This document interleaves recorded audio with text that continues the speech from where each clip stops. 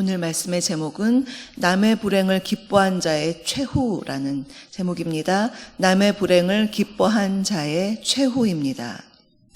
오늘 우리가 본 오바댜서는 구약에서 가장 짧은 소선지서입니다. 한 장으로 되어 있습니다.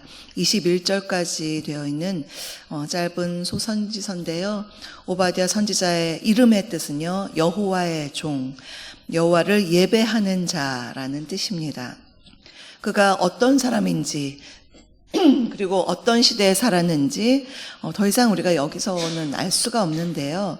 자신의 존재를 드러내기보다는 하나님의 메시지에 중점을 두고 전하는데 열심히 그 말씀을 전하고 있는 선지자입니다. 오바댜서의 메시지는요, 에돔 족속에 대한 그런 예언의 말씀입니다.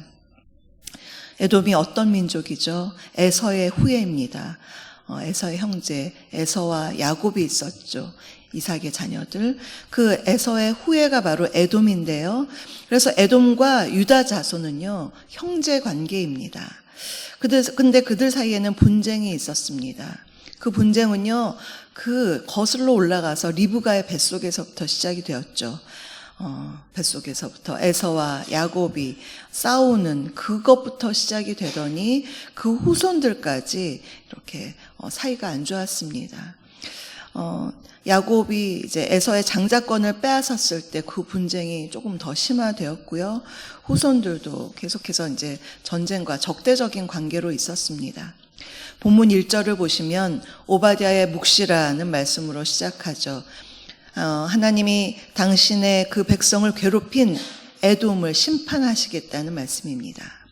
2절을 보시면 보라 내가 너를, 여기서 너는 에돔입니다. 너를 나라들 가운데 매우 작게 하였으므로 내가 크게 멸시를 받느니라. 여기서 동사의 시대가 다 완료형으로 쓰였는데 실은 앞으로 일어날 미래의 일이지만 아주 단정적으로 완료형으로 쓴 것을, 이런 걸 이제 문법적으로는 예언적 완료형이라고 말을 하는데요.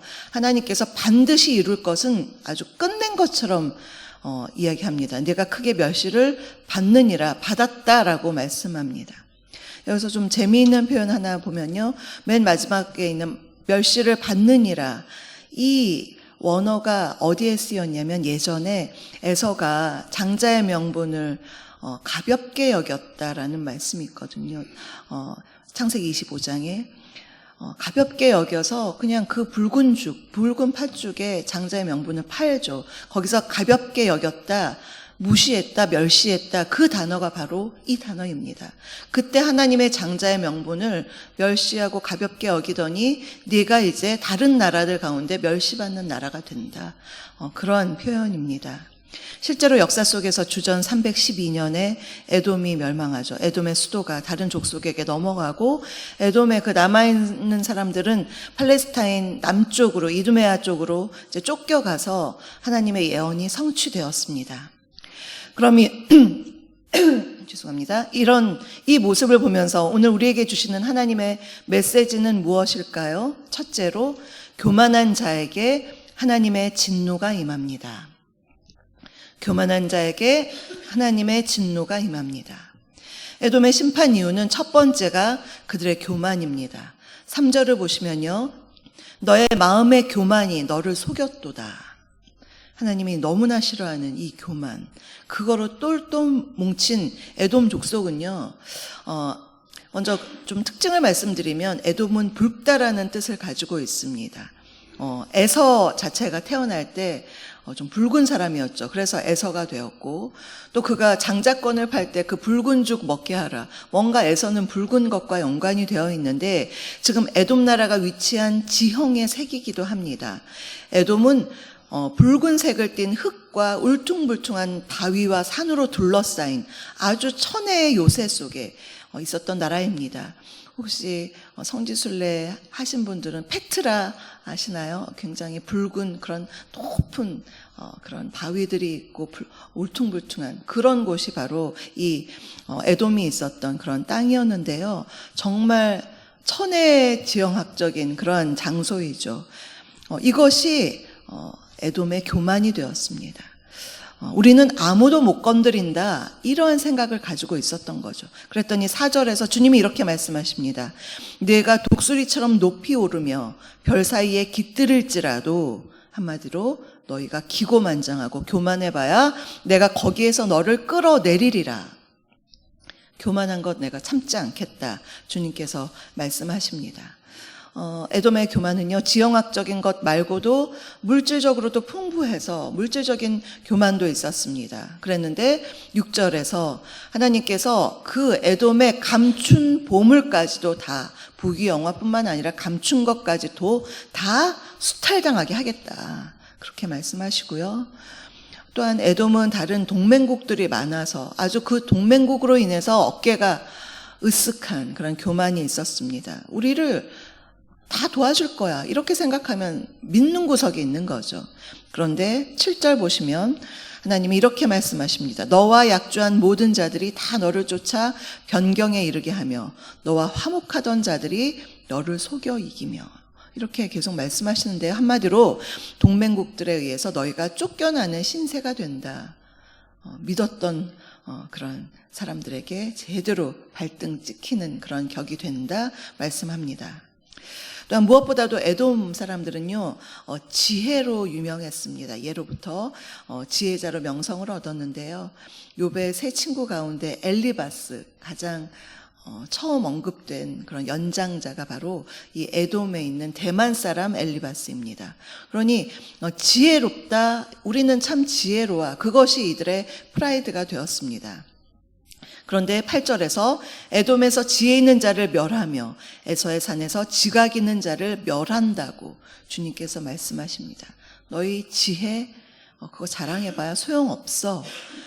이와 같이 그동안 에돔이 교만하게 생각했던 지형적인 것, 지혜로운 것, 물질과 여러 가지 주변의 도움들, 이런 거 너희가 교만해봤자 심판받는다, 내가 끌어내리겠다라고 말씀합니다.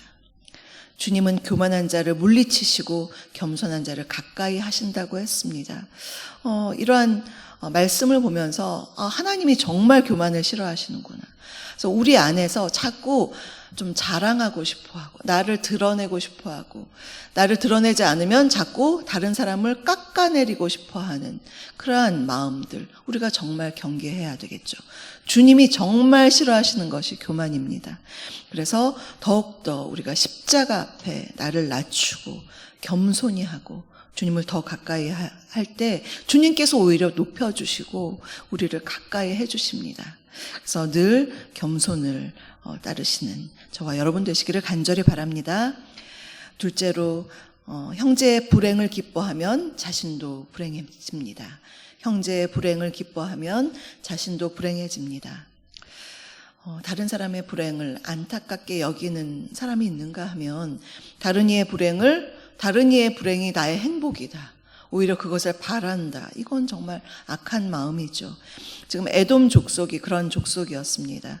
에돔과 유다가 형제 사이인데 형제 유다의 불행을 보고서 너무나 기뻐하고 좋아했던 에돔이었습니다. 예전에 이스라엘 백성들이 광야 생활을 끝내고 가나안에 들어가게 되었을 때 에돔을 통과해서 들어가면 가나안에 빨리 들어갈 수가 있었습니다. 지름길이었습니다. 그래서 그 세일 쪽으로 들어가고 싶어 했는데 에돔이 그것을 막아서자 하나님께서 어떻게 하시냐면 이스라엘 백성들에게 다투지 마라, 너희 형제의 나라이기 때문에 다투지 마라. 그래서 이스라엘 백성들이 그 아래에 있는 에돔에서 바로 올라가지 못하고 쭉 이렇게 돌아서 우회해서 모압 쪽으로 들어가게 됩니다. 그만큼 다투지 않기를 원하시는 하나님의 마음이 있었다는 것, 이스라엘은 그것을 따랐는데요. 지금 에돔은요, 이스라엘에 대해서 계속 배반과 포악으로 일삼았습니다. 10절 보시면 오늘 요절 말씀인데요. 내가 내 형제 야곱에게 행한 포악으로 말미암아 부끄러움을 당하고 영원히 멸절되리라. 형제가 고통을 당하고 어려움을 당했는데 그것을 기뻐해 내가 참지 않겠다, 주님의 진노의 말씀입니다. 시편 137편을 보시면요, 시편에 정말 주옥같이 아름다운 시편들만 있는 것 같지만 그렇지 않습니다. 137편은 저주의 시로 유명한데요. 이스라엘을 공격한 예루살렘을 멸망시킨 바벨론과 에돔에 대한 저주 시입니다. 137편 7절을 보시면 이렇게 되어 있습니다. 여호와여, 예루살렘이 멸망하던 날을 기억하시고 에돔 자손을 치소서. 그들의 말이 헐어버리라 헐어버리라 그 기초까지 헐어버리라 하였나이다. 지금 예루살렘이 멸망하고 있는, 그 형제가 멸망하고 있는 그것을 보면서 헐어버리라, 더 부채질하는 거죠. 저 바벨론이 침공해서 하는 건데 바벨론을 부추기는 것입니다. 헐어버리라를 3번이나 얘기해요. 3번은 완전수죠. 완전히 헐어버리라고 한 그들의 그 죄악을 지금 하나님 앞에 막 탄원을 하고 있는 거죠. 이 시인이. 그래서 이 형제의 불행, 남의 불행을 부채질하고 오히려 기뻐하는 그 중심, 하나님께서 다 보고 계시죠. 그래서 우리는 이러한 사람이 되면 절대로 안 될 것 같아요. 남의 불행을 봤을 때 함께 아파해주고 또 기도해주고, 그것이 하나님이 정말 원하시는 거고요. 하나님은 우리 아까 찬양에도 보응해 주시는 하나님에 대한 찬양이 가사가 있었는데 우리가 행한 것을 다 보시고 보응하십니다. 그렇기 때문에 다른 사람의 불행을 오히려 감싸주고 함께 아파해주는 사람, 그것이 바로 그리스도인의 마음입니다. 셋째로, 악인은 주님이 심판하십니다. 악인은 주님이 심판하십니다. 형제 남유다의 멸망을 기뻐한 그들에게 하나님은 본문 12절부터 14절까지 쭉 보시면요, 간접 명령형의 부정부사와 함께 굉장히 복잡하게, 그래서 에돔이 하지 말았어야 하는 행동들을 점진적으로 나열하고 있습니다. 형제 유다가 멸망할 때 그들이 너무나 기뻐했던 것, 그렇게 하지 말았어야 됐는데 너희가 이렇게 했었다, 그렇게 보고요. 또 이방인은 이제 바벨론이죠. 이방인들이 예루살렘을 늑탈할 때, 예루살렘을 막 그 사람들을 죽이고 또 거기에 있는 것들을 늑탈할 때 에돔이 어떻게 했느냐, 거기에 동참했습니다.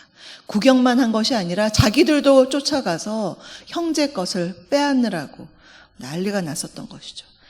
또한 고난의 날에 14절 보시면요, 고난의 날에 사거리에 서서 도망하는 자들을 막고 예루살렘에 남아있던 자들을 적에게 넘겨주었다. 자기 형제 나라, 형제들이 살겠다고 도망하고 있는데 그거 막아서서 그들 잡아다가 바벨론에 넘겨주는, 얼마나 악한 것입니까? 이런 악행을 주님이 12절부터 14절까지 무려 8개나 되는데요. 그것을 세세하게 그 행동들을 나열하셨다는 건 뭘까요? 어떤 사람이 악을 행할 때 그것을 하나님께서 다 감찰하고 계시다라는 말씀입니다. 그래서 그대로 다 갚아주겠다, 주님이 말씀하시죠.